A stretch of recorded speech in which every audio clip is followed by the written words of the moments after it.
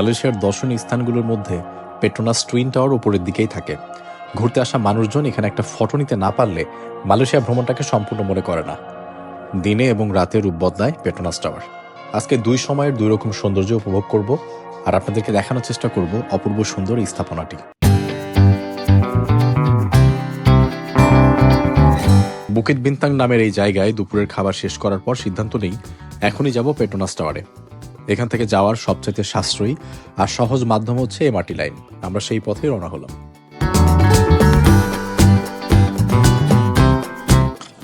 ভেতরে অ্যাটলিস্ট ঠান্ডা তো আছে, বাইরে অনেক গরম, তো ওই জন্য হলেও এটা দিয়ে যাওয়া বেশি ভালো। খরচও কম হবে, ওই দিক থেকেও ভালো।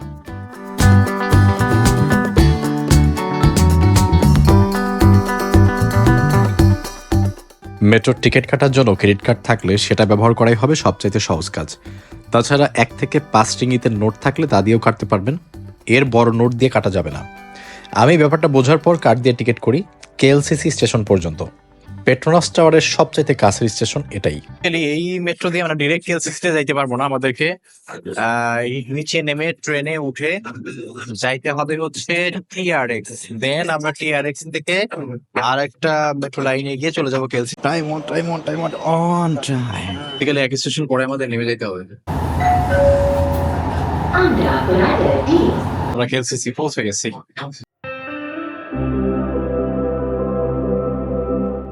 কেএলসিসিতে নামার পর বুঝলাম এখান থেকে বেশ খানিকটা পথ হেঁটে তারপর পৌঁছাতে হবে পেট্রোনাস টাওয়ারে। মালয়েশিয়ায় গরম থাকলেও কয়েকদিন ধরে বৃষ্টি হওয়াতে তাপমাত্রা মোটামুটি সহনীয় পর্যায়ে ছিল, তাই হাঁটতে খুব একটা খারাপ লাগছিল না।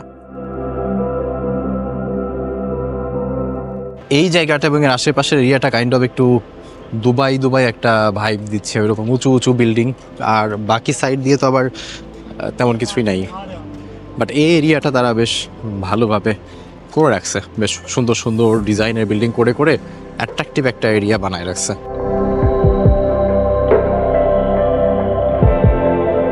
হাঁটতে হাঁটতেই দেখলাম আকাশে মেঘ জমতে। মেঘলা পরিবেশে কুয়ালালামপুরকে মনে হচ্ছিল কোনো সিনেমার সেট।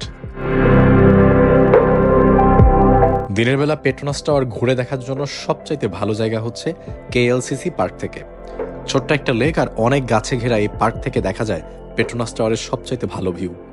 আর গরম থেকে রেহাই পেতেও এই পার্কের বিকল্প নেই। একদম আমার পেছনে যে দুইটা টাওয়ার দেখতে পাচ্ছেন, এইটা এবং আমার মাথার উপর এটাই হচ্ছে পেট্রোনাস টাওয়ার, দুনিয়ার সবচাইতে উঁচু টুইন টাওয়ার্স। বর্তমানে মালয়েশিয়ার সবচাইতে উঁচু বিল্ডিং এইটা না, আর একটা বিল্ডিং আছে মেটদেকা, কিন্তু টুইন টাওয়ার হিসেবে এখনও সবচাইতে উঁচু বিল্ডিং হচ্ছে এটা। এখানে প্রতিদিন হাজার হাজার দর্শনার্থী আসেন শুধুমাত্র এই টুইন টাওয়ার দুইটা দেখতে। পেট্রোনাস টাওয়ারটা মূলত তৈরি করা হয়েছিল পেট্রোনাস নামে যে কোম্পানিটা আছে, যেটা মালয়েশিয়ার একটা পেট্রোলিয়াম কোম্পানির, তার হেডকোয়ার্টার বানানোর জন্য। এবং এই টাওয়ারটা ডিজাইন করেছিলেন একজন আর্জেন্টাইন আমেরিকান আর্কিটেকচার, যার নাম হচ্ছে সিজার পেল্লি, এবং এটা সম্পন্ন হয়েছিল 1998 সালে। পেট্রোনাস টাওয়ারের ভিউ বাদ দিলেও এই পার্কটা আপনার অনেক ভালো লাগবে। শুনবেন পাখির কিচিরমিচির আর পাবেন ছায়াঘেরা একটা পরিবেশ। ক্লান্ত দুপুরে মন শান্ত করার জন্য এটুকুই যথেষ্ট।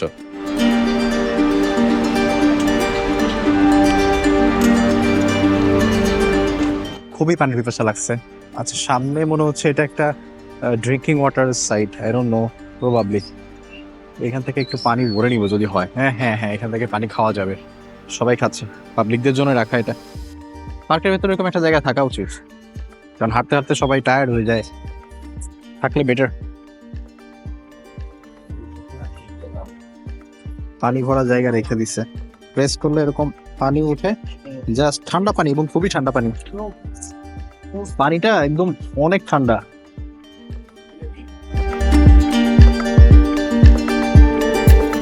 আপনি যদি বিকেল টাইমে পেট্রোনাস টাওয়ার আশেপাশে আসেন, তাহলে আমি অবশ্যই রেকমেন্ড করব এই পার্কটা ঘুরে আড্ডা মেরে তারপরে যাবেন ওই পাশে। তো পেট্রোনাস টাওয়ার দিনের বেলায় আসলে একরকম, রাতের বেলায় এই দৃশ্যটা পুরোপুরি আলাদা হয়ে যাবে। বটগাছ মানে অনেক জায়গা জুড়ে। আমাদের বাংলাদেশে তো শতবর্ষী বটগাছের অভাব নাই, তো এটা কত বর্ষী আমি জানি না, একটু লেখা টাকাও নাই। ওই কোনায় মনে হয় লেখা আছে, দেখি তো। কিছু ইনফরমেশন দেয়া তো আছে, বাট ইনফরমেশন পড়ে না আমি আরও কনফিউজ হয়ে গেলাম। এখানে বলা আছে যে এটা নাকি একটা ফিগ মানে ডুমুর গাছের একটা জাত, এবং এই গাছের পাতা নাকি ইন্দোনেশিয়াতে সালাদ হিসেবে খাওয়া হয়।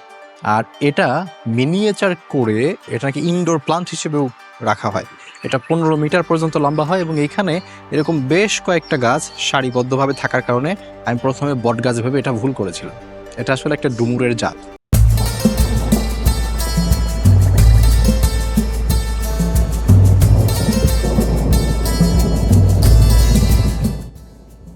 মাত্র বাজে হচ্ছে সন্ধ্যা 7টা না, এখানে আমার ঘড়িতে যেহেতু বাজে হচ্ছে কয়টা, 7টা। কয়টা বাজে তুমি? 2 ঘন্টা বেশি, 9টা মানে হচ্ছে কুয়ালালামপুরে কিন্তু মাত্র একটু আগে সন্ধ্যা হয়েছে, মানে 7:30টার দিকে সন্ধ্যা হয় এখানে। ভাবলাম একটু বাইরে যাই, কিন্তু এইখানে মুষলধারে বৃষ্টি হচ্ছে। শহরটা যখন সুন্দরভাবে একদম সেজে উঠছে আর ঠিক তখনই এমন বৃষ্টি শুরু হইলো। অবশ্যই বৃষ্টি হওয়ার একটা ভালো ব্যাপার আছে, এটা এখন এত সুন্দর একটা ওয়েদার হবে। হোটেলে ফিরে গিয়েছিলাম একটু বিরতি নেওয়ার জন্য। সন্ধ্যায় আবার যাওয়ার কথা পেট্রোনাস টাওয়ারে। হোটেলে ঢুকতেই শুরু হলো বৃষ্টি। বৃষ্টিতে আরো সুন্দর হয়ে ধরা দিল কুয়ালালামপুর। আর আমরাও থেমে থাকার পাত্র নই, বৃষ্টি মাথায় নিয়ে রওনা হলাম।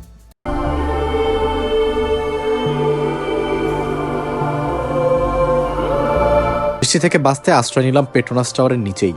আর তখনই দেখলাম অসম্ভব সুন্দর একটি দৃশ্য।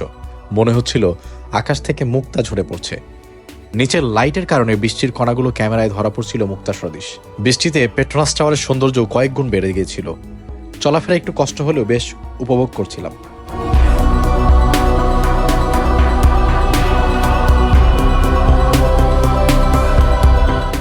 আপনাদেরকে বলেছিলাম যে রাতের বেলা পেট্রোনাস টাওয়ারের ভিউটা কেমন হয় এটা আপনাদেরকে দেখাবো।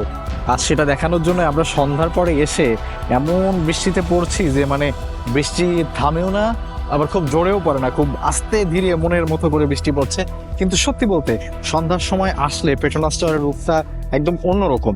আর যারা এখানে লাইটিং শোটা দেখতে চান তাদেরকে বলবো এক্স্যাক্টলি সন্ধ্যার দিকে চলে আসবে, মানে সন্ধ্যা লাগার আগে আগে, তাহলে আপনার লাইটিং শোটা এখানে উপভোগ করতে পারবেন। আর আপনার দিনের বেলাও ছবি ভালো আসবে, তবে যদি আপনি একটু পেট্রোনাস টাওয়ারটাকে ফোকাসে রেখে সুন্দর ছবি তুলতে চান তাহলে অবশ্যই আপনাকে সন্ধ্যার পরে আসতে হবে। গত প্রায় 6 দিন ধরে মালয়েশিয়ার বিভিন্ন স্থান ঘুরছি। তো আজকে সন্ধ্যায় এসেছিলাম পেট্রোনাস টাওয়ারের নিচে কিছু ছবি টবি তোলার জন্য এবং রাতের বেলা পেট্রোনাস টাওয়ারটা কেমন লাগে এটা দেখার জন্য। তো এখানে ঢুকেই যখনই পেট্রোনাস টাওয়ারের ভিউ পয়েন্টের দিকে যাচ্ছিলাম, কানে একটাই শব্দ আসতেছিল, photo photo sir, photo couple, photo, like this, মানে। এবং পিছে পিছে ঘুরে, এটা বলে থেমে থাকে না তারা, পিছে পিছে ঘুরে যে আমাদের থেকে ফটো তোলেন আপনি এবং আমাদেরকে কিছু টাকা দেন। তো এইটা দেখে আমার কক্সবাজার বিচে গেলে যেমন ফটোগ্রাফাররা একদম ঘিরে ধরে এসে যে ফটো লাগবে কিনা, ফটো তোলেন, যা ইচ্ছা তাই দিয়ে নেই সব, সেম পেট্রোনাস টাওয়ারের নিচে আমি এরকম একটা অভিজ্ঞতার সম্মুখীন হলাম। শুধু এইখানে না, মালয়েশিয়ার বিভিন্ন স্থান যেমন এয়ারপোর্টে লাগেজের সিস্টেম নামায় রেখে দিবে একই বেল্টে 4-5টা না 2-3টা এয়ারলাইন্সের লাগেজ একসাথে দিয়ে দিয়েছে। তো এইগুলো আমি আসার দিনও ফেস করছি। লাঙ্কাউইতে গেলাম, সেখানে যে জিনিসের দাম হচ্ছে 5 টাকা সেটার দাম চাই 25 টাকা। এরকম অনেক বার্গেইন করতে হবে আপনাকে। মানে আমি অনেক এইসব ব্যাপারগুলোতে, স্পেশালি মানুষ এবং অন্যদের সাথে মানুষ যেভাবে কথা বলে, হ্যান্ডেল করে, এই ব্যাপারগুলো আমি দেখছিলাম যে অনেক সিমিলার বাংলাদেশের সাথে। মালয়েশিয়া এমনিতে খুবই উন্নত, অনেক সুন্দর একটা দেশ, তবে এই দেশ পর্যটন বান্ধব একটা দেশ হতে পারেনি, যার কারণে হচ্ছে কিছুটা ল্যাকিংস থেকে যাবে। পর্যটকরা আসলে এখানে একটু তাদের মনে হবে যার একটু ভালো হতে পারতো ব্যবস্থাপনা। এই দিকগুলোতে এখনো বেশ ল্যাকিং রয়েছে। বড় বড় স্থাপনা, অনেক উন্নত, টাকা পয়সা আছে, লাঙ্কাওয়ের মতো দ্বীপ আছে, পেহেন্তিয়ান আছে, তেওমান আছে, অনেক সুন্দর সুন্দর ন্যাচারাল জায়গা আছে। কিন্তু একটা জায়গায় যেখানে এখনো ল্যাকিংস আছে সেটা হচ্ছে এদের মানুষ এখনো নিয়ম কানুন 100% মানতে শিখেনি। এবং সত্য বলতে মানুষগুলো এখনো দেশ যতটা উন্নত ততটা উন্নত হতে পারেনি। মালয়েশিয়া সম্বন্ধে হয়তো আমার এই কথাগুলো অনেকেরই ভালো লাগবে না, কিন্তু আমি যেটা ফেস করেছি আমি সেটা বলবো। আমাকে যদি দ্বিতীয়বার বলা হয় যে আপনি মালয়েশিয়াতে আসবেন কিনা, সৌন্দর্যের কথা চিন্তা করলে আমি বলবো হ্যাঁ হয়তো যাব, কিন্তু এই কথা যখন মাথায় আসবে আমি আগামী নিকট ভবিষ্যতে মালয়েশিয়া ঘুরতে আসতে চাই না। রাতের বেলা আলো ঝকমকে এই পেট্রোনাস টাওয়ারের দিকে তাকালে আসলে খুবই ভালো লাগে। যারা মালয়েশিয়াতে ঘুরতে আসবেন, পেট্রোনাস টাওয়ারের রাতের বেলায় দৃশ্য কখনোই আপনাদের মিস করা উচিত না। দুবাই গেলে যেমন বুর্জ খলিফা রাতের বেলা বেশি সুদৃশ্য হয়, সেম এখানেও একই রকম। অনেক লোক, অনেক মানুষের পরিশ্রম এবং বড় একটা কোম্পানির অনেক অর্থ ব্যয়ের পরে একটি এইরকম ভবন স্থাপন হয়েছে। এবং এটি শুধু মালয়েশিয়া না, এশিয়া এবং ইউরোপের নানা পর্যটক যারা এখানে আসেন ঘুরতে, তাদের কাছে অন্যতম একটা পর্যটনের আকর্ষণের কেন্দ্রবিন্দু হয়ে আছে। এই পেট্রোনাস টাওয়ার এবং এর আশেপাশের এলাকা জুড়ে একটা বিস্তীর্ণ বাণিজ্যিক এলাকায় তৈরি হয়েছে, যেখানে দেশ বিদেশের মানুষ আসেন এবং তাদের অর্থ ব্যয় করেন, এবং সেখান থেকে এই দেশের সরকার এবং এই দেশের মানুষ উপকৃত হয়। পেট্রোনাস টাওয়ার নিচ থেকে আজকের মতো ভিডিওটা শেষ করছি। আপনাদের সবাইকে ধন্যবাদ জানাচ্ছি ভিডিওটা এই পর্যন্ত দেখার জন্য। ভালো থাকবেন। কোনো একটা নতুন ভিডিওতে আবারও দেখা হবে। আল্লাহ হাফেজ, সালামু আলাইকুম।